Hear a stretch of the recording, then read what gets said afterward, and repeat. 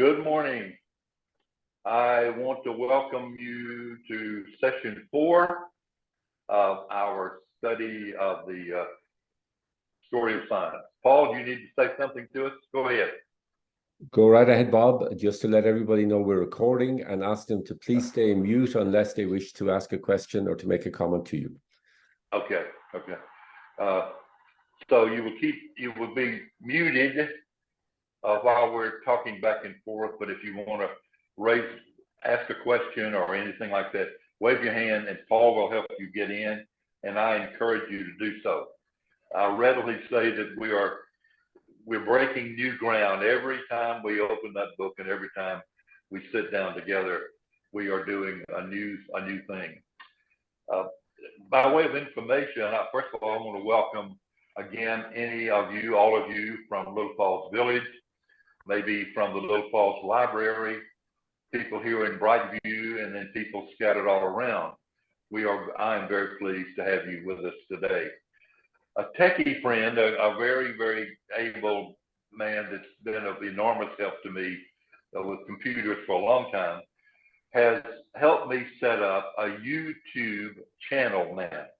So we're on YouTube, and the channel is entitled No Conclusions, No Boundaries with Dr. Bob Maddox.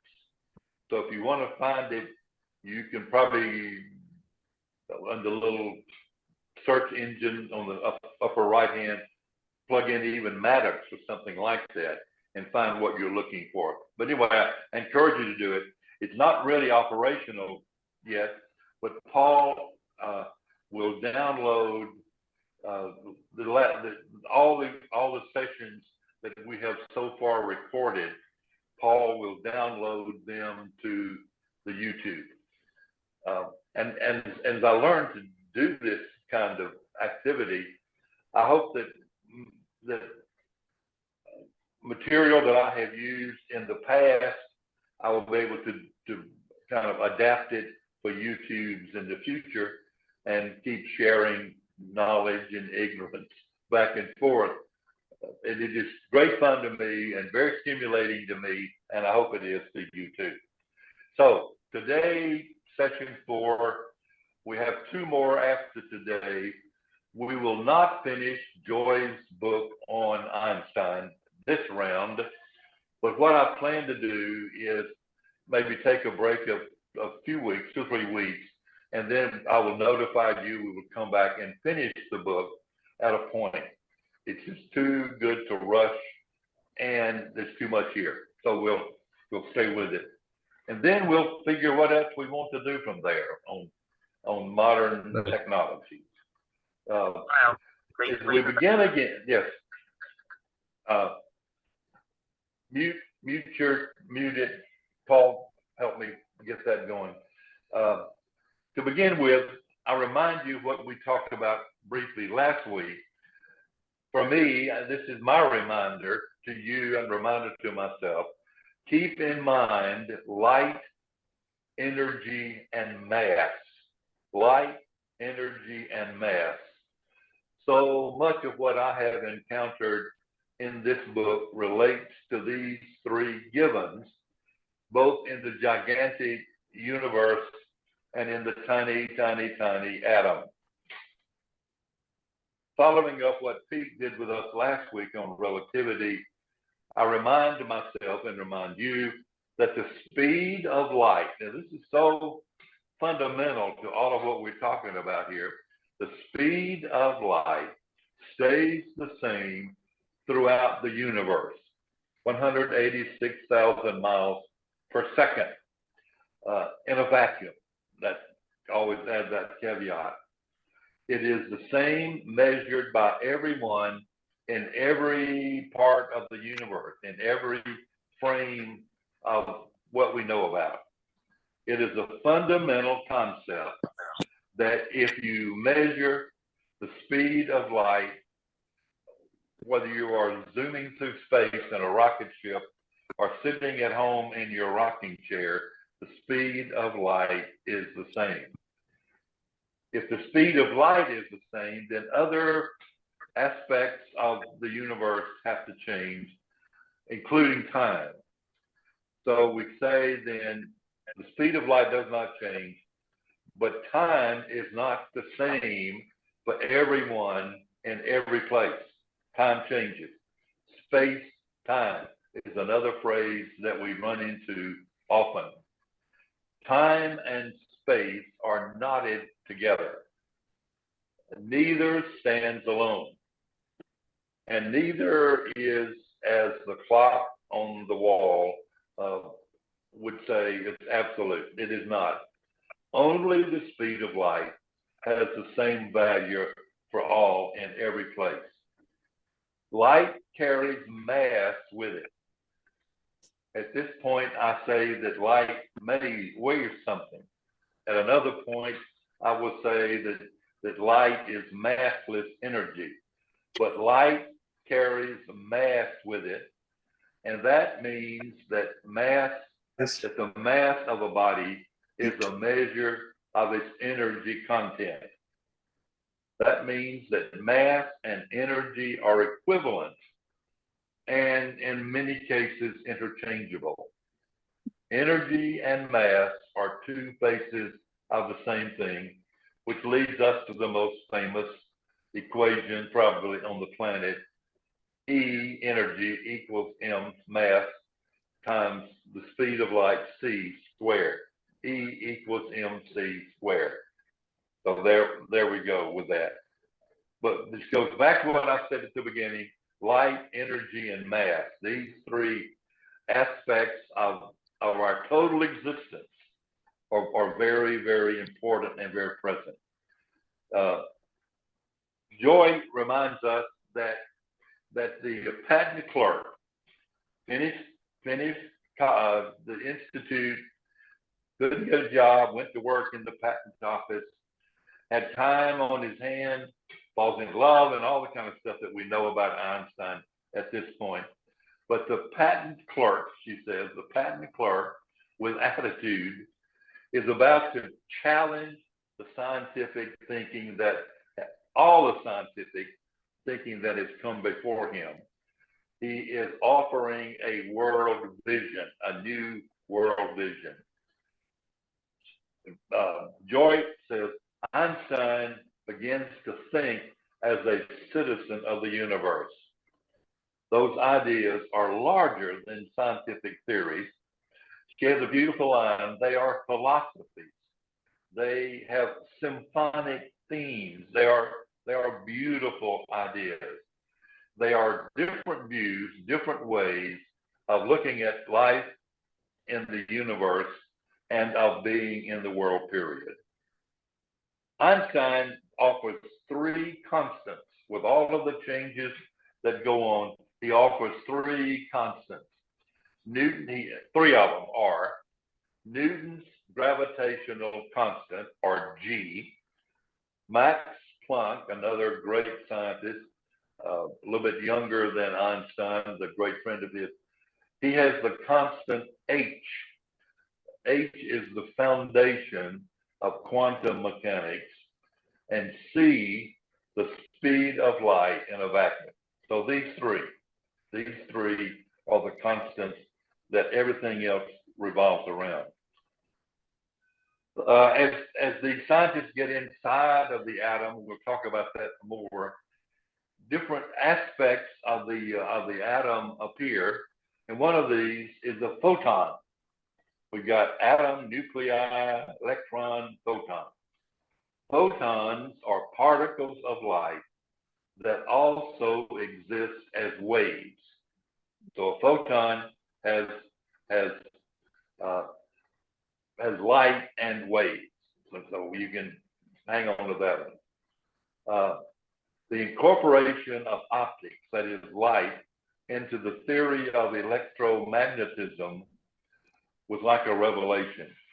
Electromagnetism is a word that comes up so very often in our reading and in our discussion.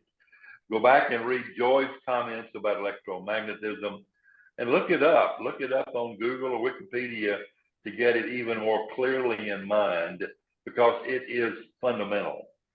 Electricity, boys and girls, electricity is a part of this universe. And so electro and magnetism all works together with electricity and magnetism to make the universe what it is. A scientist named Padula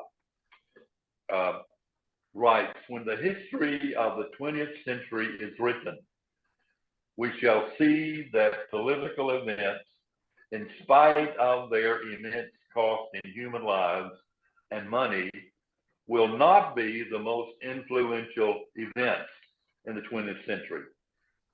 He says, instead, the main event will be the first human contact with the invisible, with the quantum world. As we go inside the atom, he says, is the most revolutionary part of the 20th century. And as we are living into the 21st century, we are seeing that more and more, and we'll talk about that here and further. It is vital to understand that penetration, that visitation within the invisible, because of its import on biology and the whole computer revolution with which we all live these days.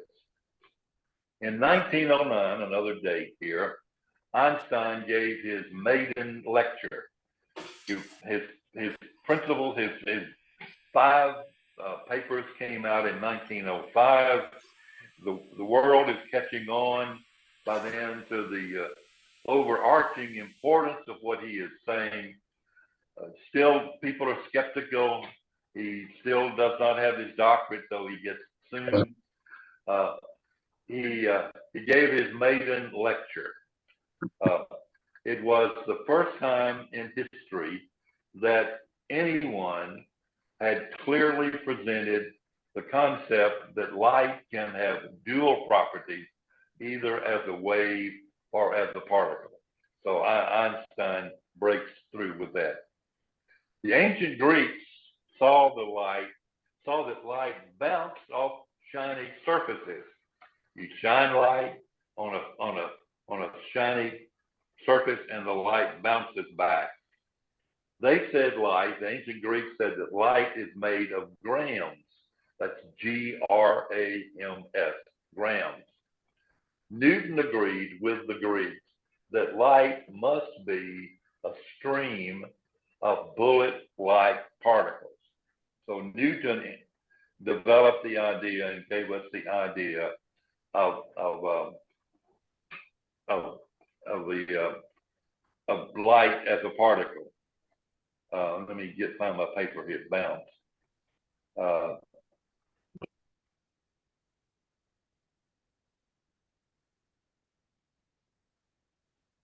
Einstein and Planck combined their efforts to demonstrate that light has both particles and waves, but then this caveat, but neither both at the same time.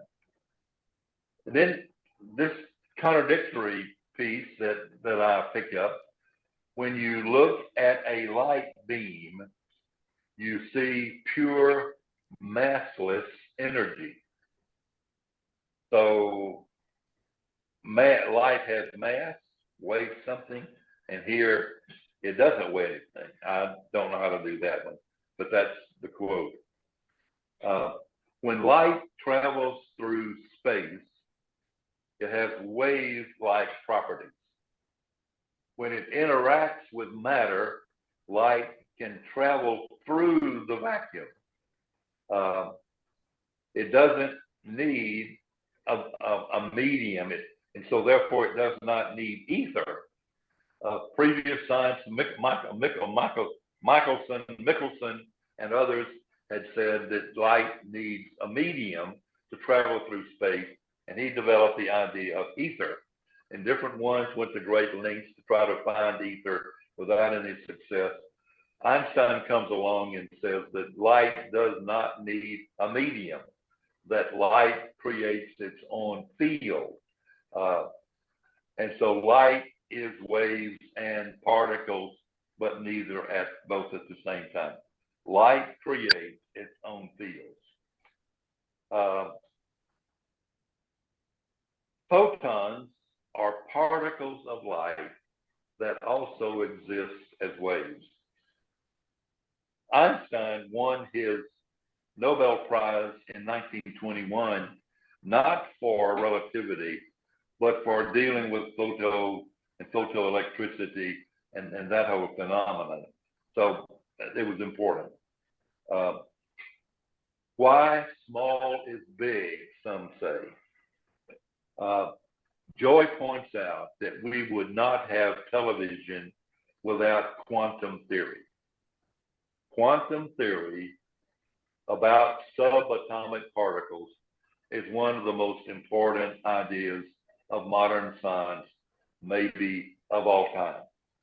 You think about all of the minuscule pieces that we work with these days. My watch on my wrist here probably has as much intelligence as they used to get the folks to the moon the first time in 1968. Understanding those tiny particle and waves, and being able to manipulate them has changed the way we live, to be able to manage that. Blue skies. Joy gives us a little tutorial on the blue sky. Interesting. Sunlight heading for Earth, travels through Earth's atmosphere. One of the things that I have learned about the creation of the Earth from 3 billion plus years ago is our Earth was created from the inside out. And one of the parts of the inside is the molten center of the universe, gradually going out. We get dirt, and then the universe along the way gave us an atmosphere, this precious atmosphere that allows us to breathe. So sunlight heading to Earth travels through the Earth's atmosphere, where it bumps into nitrogen and oxygen molecules. The blue sky is a factor of the shorter wavelengths in the color spectrum. What we know is light has colors. It has a color spectrum. The rainbow is a product of that spectrum. So the blue is a factor of the shorter wavelength of the color spectrum. The blackness of outer space beyond our atmosphere provides the backdrop that helps the blue look more blue. During daylight, the scattered blue dominates our view overhead. At sunset, the light passes through a greater thickness of air. The blue is scattered out by smoke, dust, and pollutants, giving us a red sunset. So when you sit on your back porch and watch the sun go down, you're watching light go through all of these different kinds of phenomena. I keep getting weird stuff that I don't want here. Where did it get from? Oh, there we go.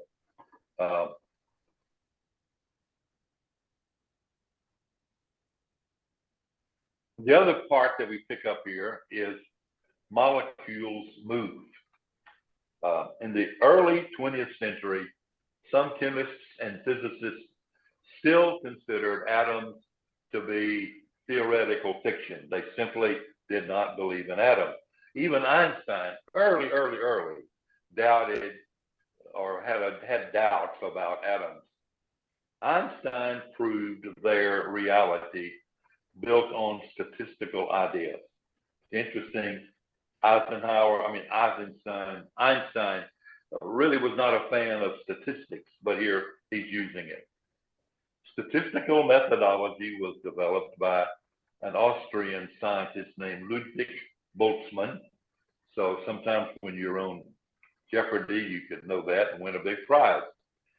Also, a little piece of trivia in here that insert former President John Quincy Adams, the son of John Adams, later in Congress, successfully championed the idea of a national natural organization to further science, and that became the Smithsonian Institution. So John Quincy Adams, really one of the brightest men ever to sit in the president's chair, was in many ways the author or the father of the Smithsonian. No, I'm working now. I'm cleaning up this house so she can clean. Somebody needs to mute, please. Yeah, Ivan, I muted them, Bob. Continue.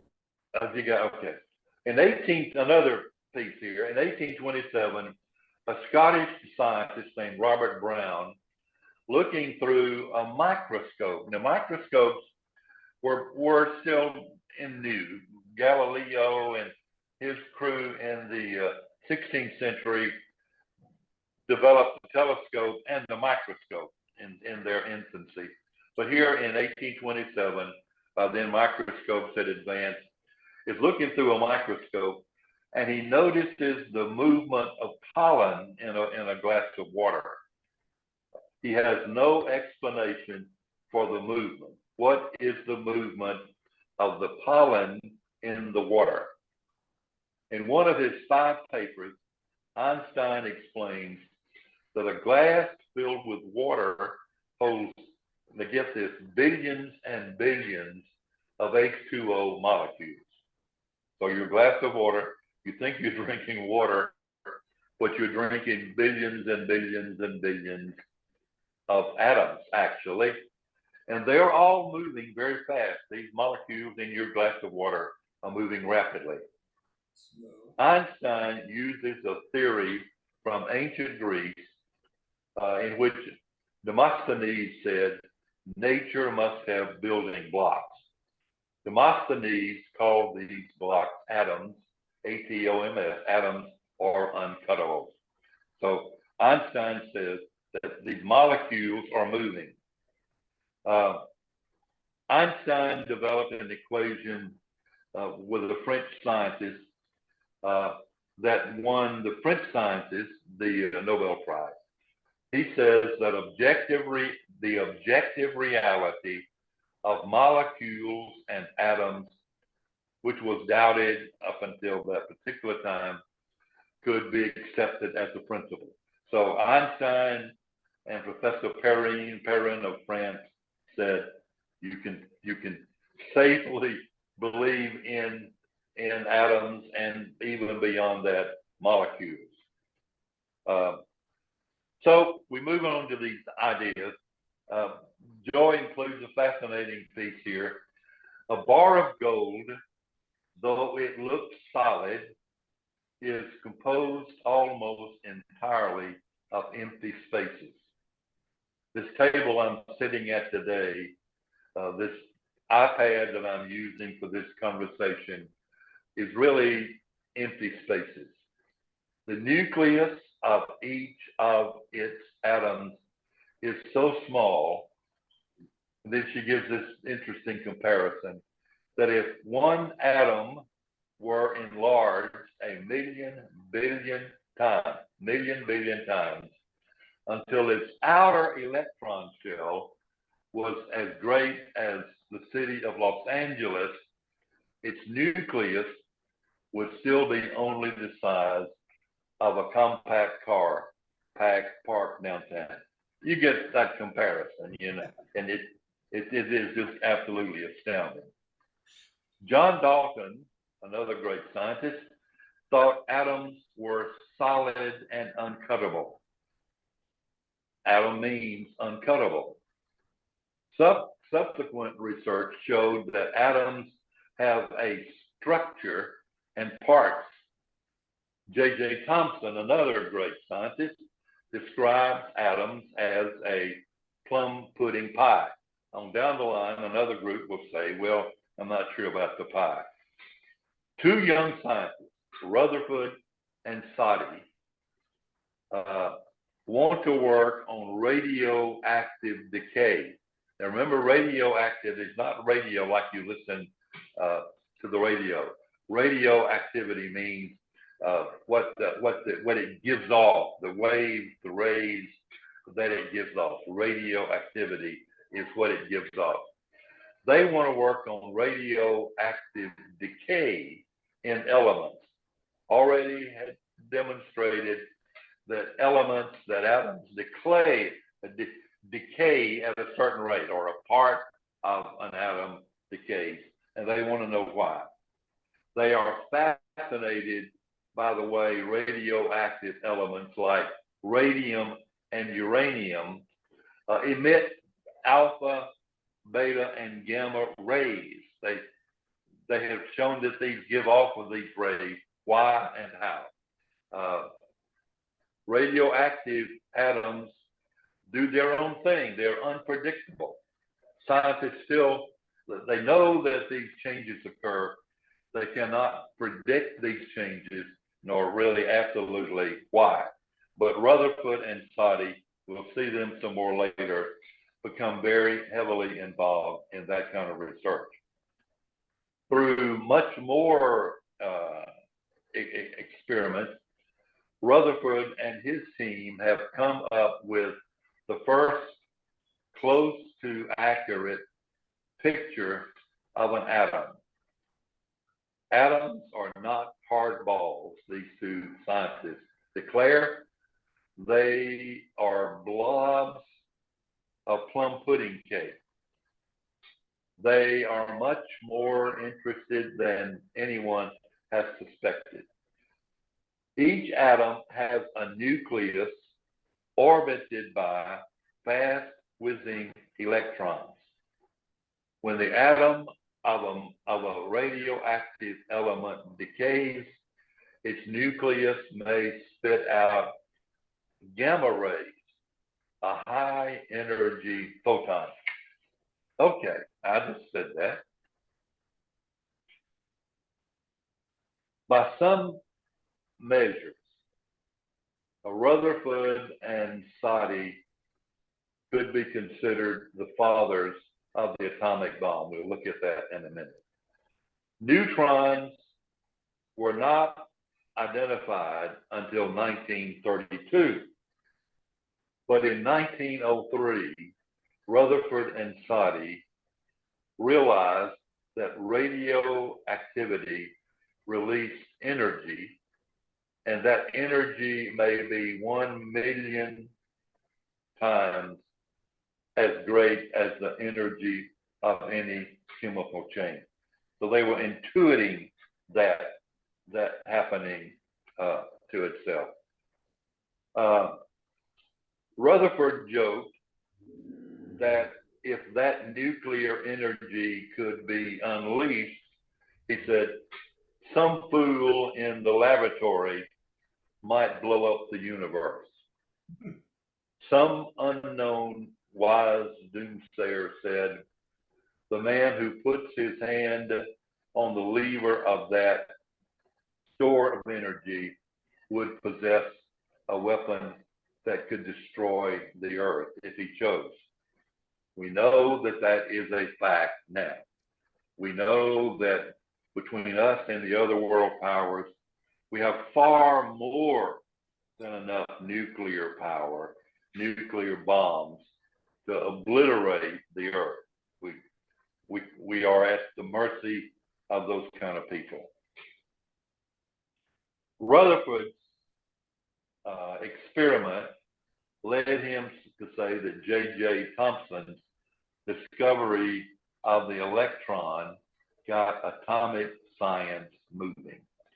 And this goes back to what we've said time and time and time again through all of these books, is one builds on the other. What Galileo did, he learned from Copernicus. One after the other, they build on each other. And the sharing of these ideas is so important. One of the things I have learned is that the scientists publish papers in which they reveal their secrets in which they reveal their findings. They put them out there for the world. Of course, they want credit for what they found. That's just natural. But they don't keep these secrets. They pass them on beyond themselves. The Curies discovered that radioactive atoms are unstable, that they change. Rutherford and Soddy's studies of the nucleus revolutionized the study of radioactivity. So one builds on the other, and it gives the atom a new identity. But there's still much to learn. Rutherford is about to encourage one of his students to study the hydrogen atom. Ernest Rutherford of Britain eventually won a Nobel Prize in physics. Rutherford, along the way, met Niels Bohr. And again, one of these great named, great scientists. He was a Dane. He and his brother Harold were both scientists.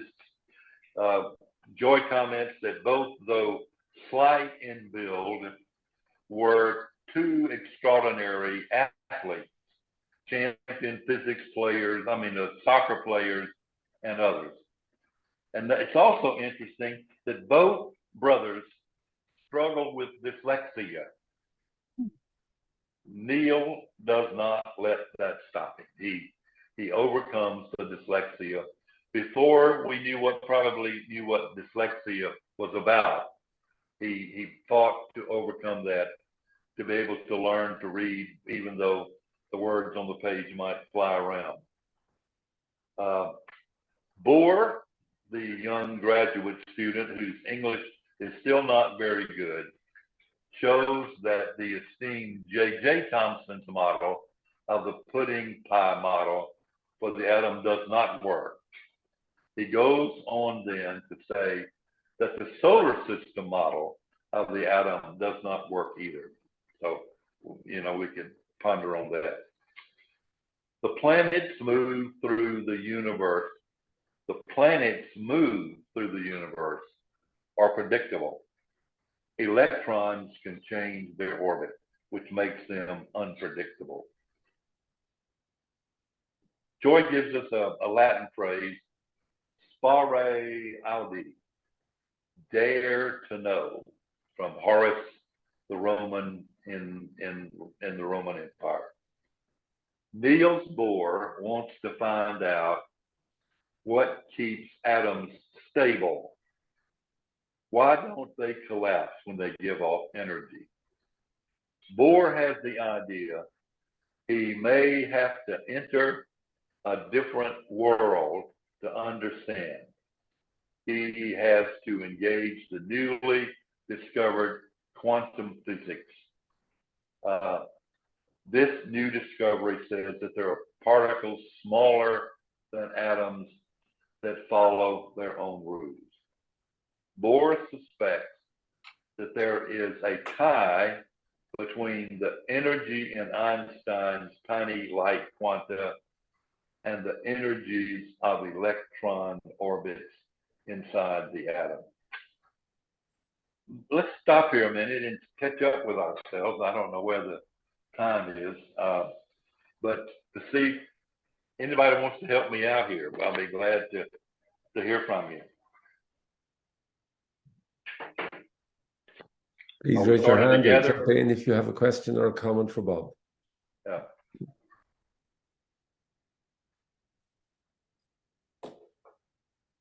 Okay. All right. Everybody's agreed. Okay. So let's talk some more about Bohr now. Niels Bohr. By the way, Niels Bohr remains a friend of Einstein all the way through. He's a little bit younger than Einstein. Bohr is really strong on quantum mechanics. He and Einstein have many letters, correspondence, and they finally meet and talk about it. They have great affection for one another. They simply never do agree on the reality or the substance of quantum mechanics in quantum physics. Bohr has a hunch that electrons do not all orbit a nucleus at the same energy level. Are you bewildered by all of this as I am sometimes? Photon, electron, proton, nucleus. We're in a new world here, and we're doing our very best to understand it at our level. Bohr gathers up the mathematics of Maxwell and others.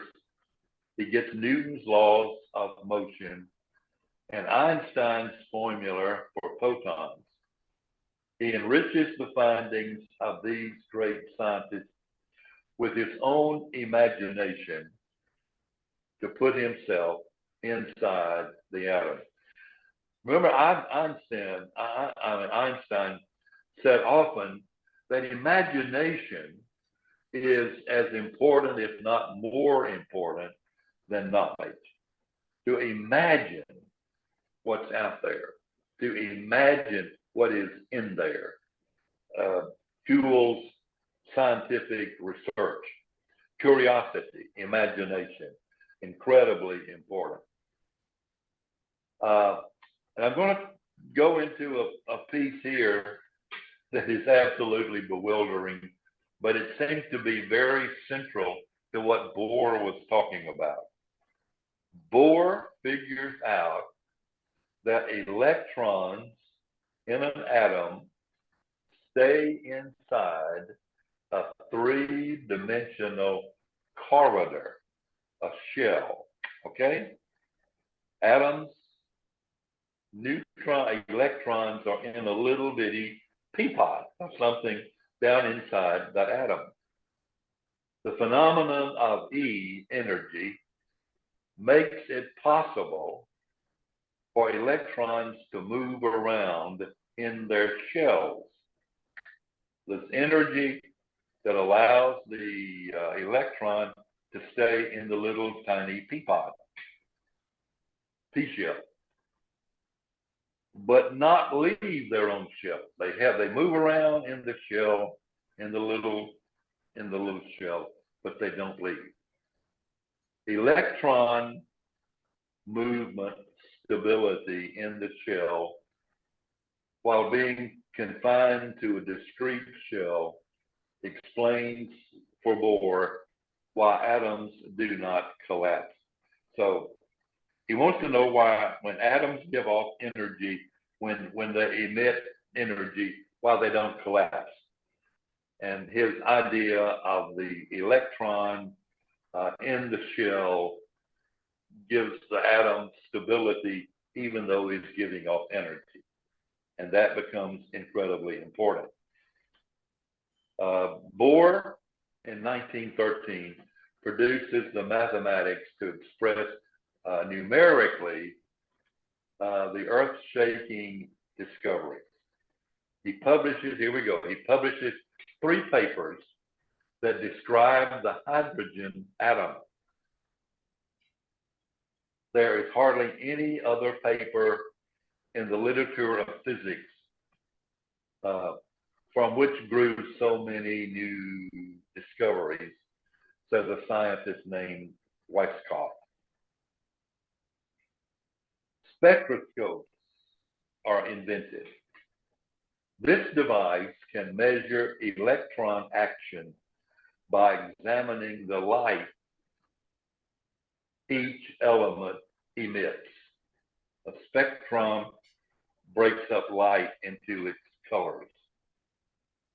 And we know now that astronomers are using Bohr's discovery on electrons and emitting colors to read the stars. You can't see the stars, but you can see their colors. And that is to read the light coming from the distant stars. You can't see the ups and downs of the star, but we can read the light, the colors coming from the light.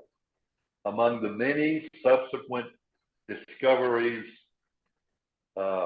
Astronomers are startled to learn that stars are not all alike, but they learn a great deal about the stars and the distance of the stars from the light that they emit. Bohr discovers that physics and chemistry are kin. Elements behave the way they do chemically because of the arrangement of electrons in their outer shells. So physics and chemistry really begin to come together. And we'll see in a moment how important that is. In her book, on page 120, if you have a book, Joy gives us a prescient paragraph on the outgrowth of Bohr's collective theories. She says, what has the knowledge of electrons done for us? Understanding the way negatively charged entities circle the nucleus of the atoms revolutionized the chemical industry. So chemists look at what these physicists have discovered and then incorporate it into chemistry. And then she says this astounding piece, this amalgamation, this coming together of physics and chemistry gives us the ability to make detergents, plastics, and synthetics. Knowledge of electrons allowed us to design microwaves, computers, lasers, fax machines, and all of the other electronic devices that have transformed our homes and offices and made us who we are today, as we are people of the information age. So it is the combination of physics and chemistry that has brought us all of these.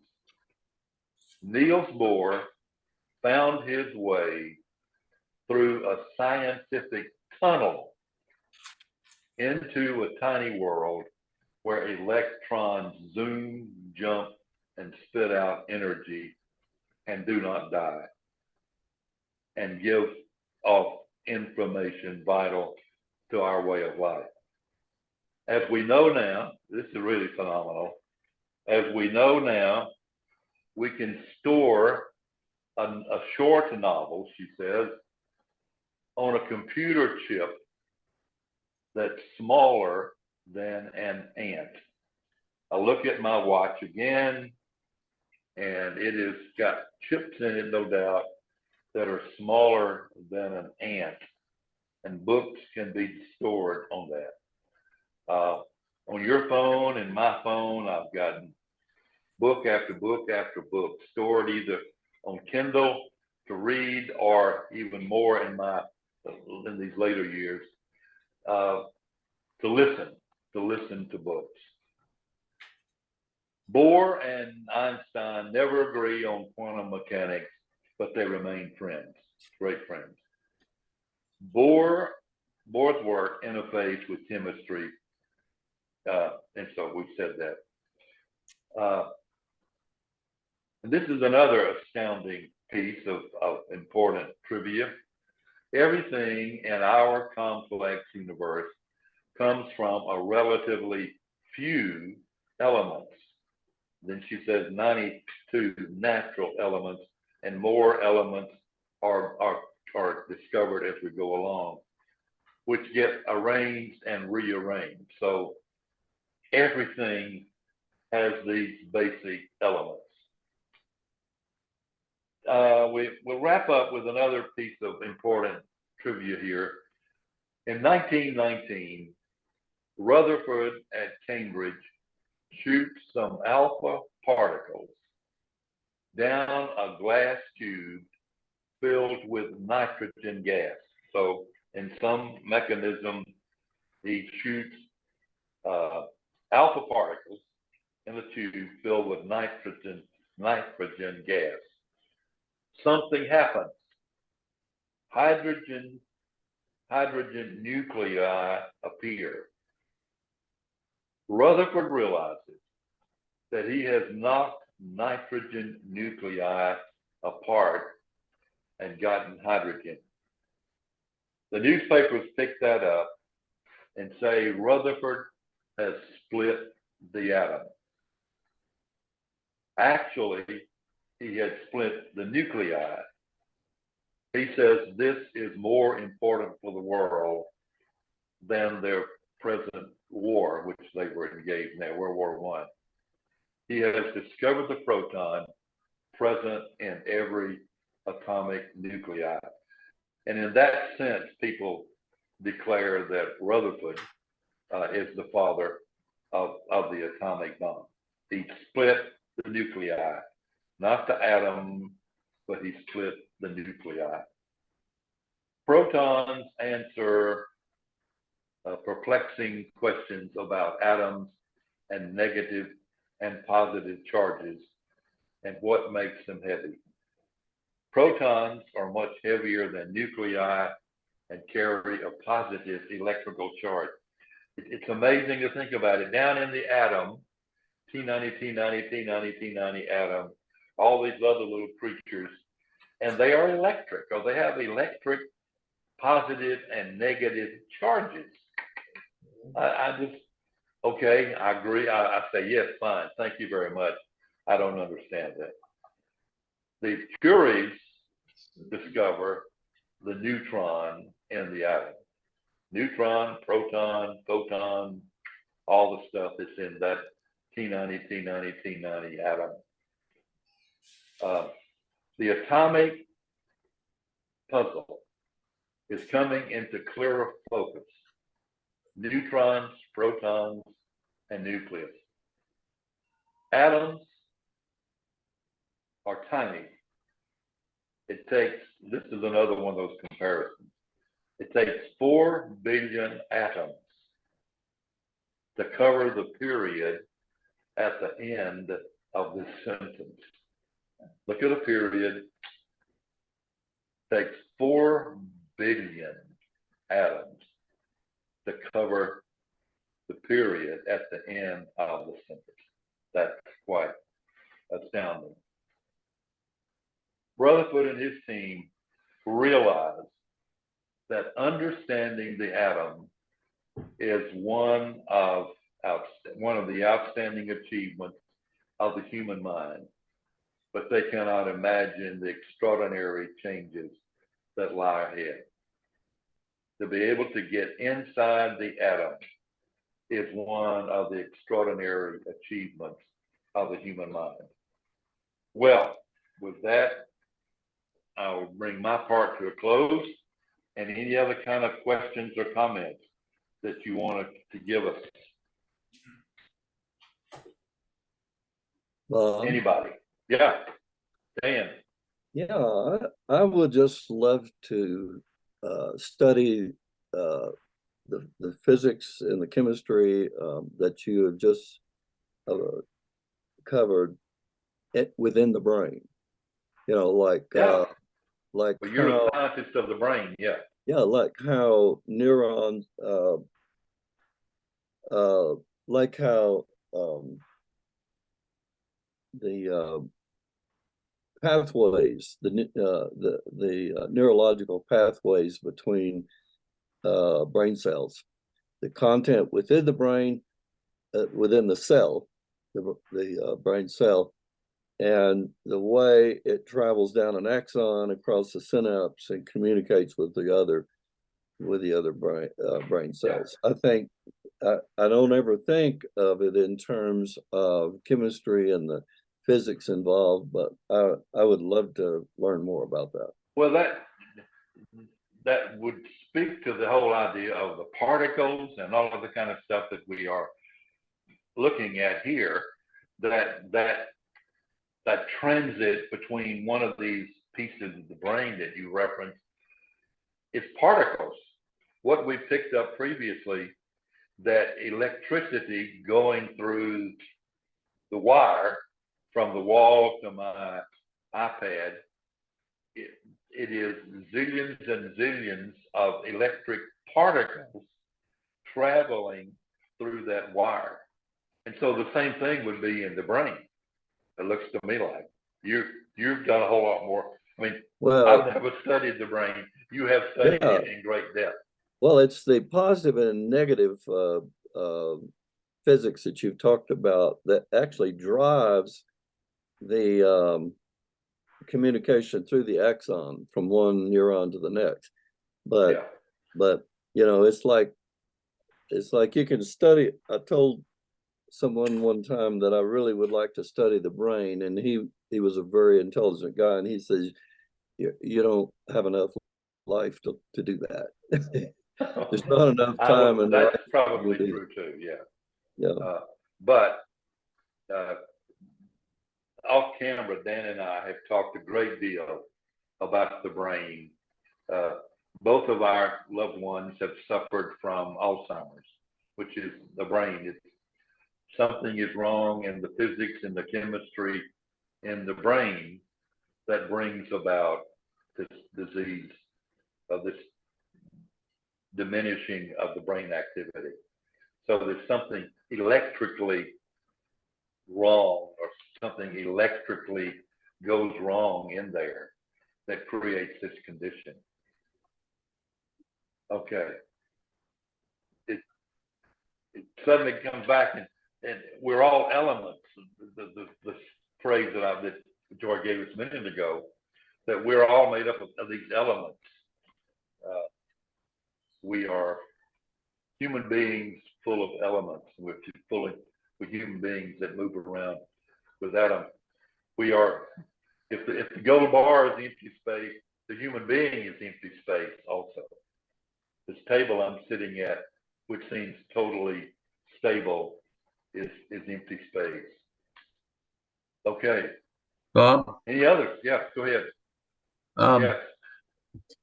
Yeah, I don't know if you did this in the prior session, but the discussion of Einstein using the eclipse back there in the early 1900s to prove that the fact that light had mass and was attracted by gravity, where he set up the experiment where he had looked at a star before the eclipse and then looked at it at the eclipse and would see the bending of the beam of light, and was able to calculate the arc seconds that light beam would be distorted by the pull of the gravity of the sun. Right. We didn't do that, but that is a fascinating piece of Einstein's story that I read, struggled through with Walter Isaacson's biography, and the distance. I mean, the difference there is a difference, but it is infinitesimal. But it proved this big thing that Einstein was trying to do. Yes, it is. So it is in arc seconds. And we have some friends who are astronomers and in the telescope business, and they have replicated that experiment. Okay. Yes, more recently. Right. The interesting thing is Einstein sent this crew of scientists into Germany to go and run this to get to an optimum location. Just at the time the war broke out, and the Germans captured all these guys and thought they were spies. Right. Yeah. And he had to. The story is it took him a lot of time and effort to get those scientists freed. They were held for a while. Yes. That is another fascinating story. But he did finally get his eclipse experiment, and it was incredibly important to what he did. Right. Fascinating. Thank you for bringing that up. Right. We didn't do that. We have not really tried to do the biography of Einstein, other than it impacts what we're talking about directly here. Fascinating. Thank you. Yep. Others? Sid, can I get on? Thank you. Go ahead. Go ahead, Sydney. You're on mute. Please unmute and then go ahead.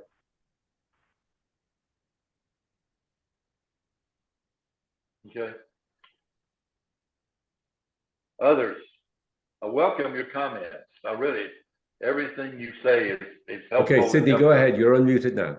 Okay. Okay, so the spectrum story is that off to the end of the visible light spectrum that we experience, we have at the one end infrared and at the other end ultraviolet. And infrared radiation is what we experience as heat.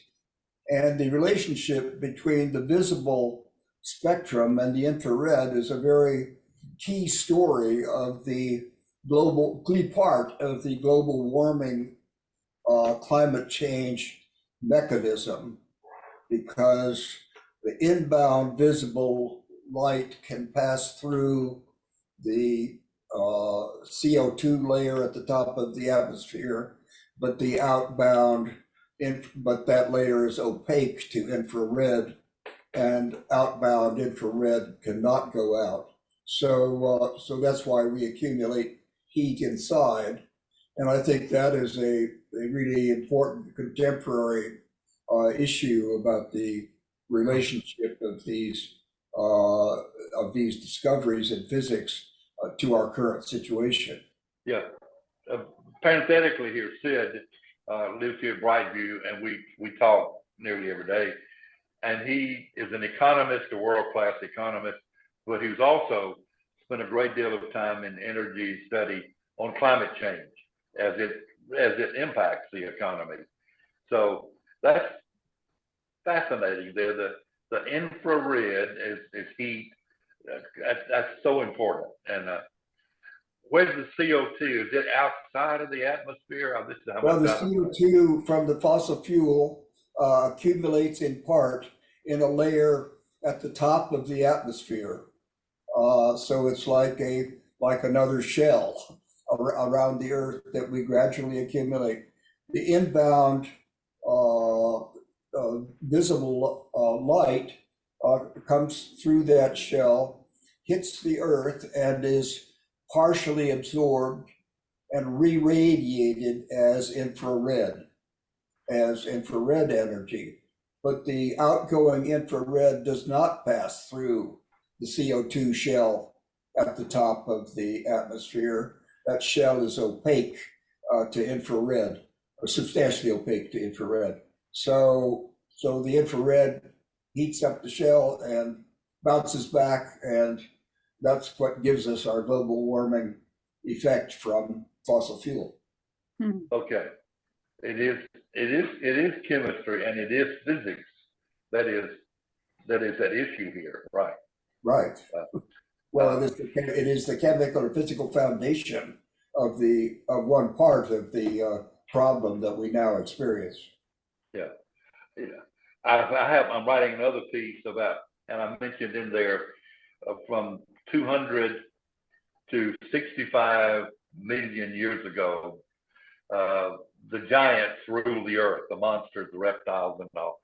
And then whatever happened when the big thing hit the earth, but these creatures over a period of time died and were buried, and now they've come back to haunt us. Good news and bad news, with all of the fossil fuels that are generated by the massive deaths of these creatures 65 billion years ago, are with us still. It's a piece of irony. Nothing stays dead. Right. Yeah. Okay. Thank you. Anybody else before we go? I hate to be, I don't want to dominate it, but one of the sentences in Joy's book says that, I think this is in, page 18, science has always been in search for connections and patterns. And that takes me to personalities. Of course, and we're going from outer space down to the human. Right, yeah. Okay, but what I've learned about this is that there are some people, now this goes to the scientists and the way they discover the way they imagine that you talked about. Some brains are more inclined to see details. Some brains are more inclined to see the big picture. And the connections that Joy's talking about enables a person like Einstein or some of these other geniuses to be able to move from the details to the connections and get the big picture. And I just think it's fascinating that we are created in such a way that some of us can do one thing and some another. And sometimes it takes a group. And as you said, Yeah. building on top of each other. Right, yes. Before we really make these discoveries. Right. And we know that there's yet more to come. I mean, as I've said before, one of the biggest pains I have about being dead is all the stuff that my grandchildren will experience that I will miss if I'm not here anymore. Because we're moving ahead, constantly moving up and down, moving ahead. Yeah. Okay, thank you very much, and we'll see you next week as we pick up again with the story of science. Thank you, Paul. Thanks, everybody, for being with us. Good night. Bye-bye.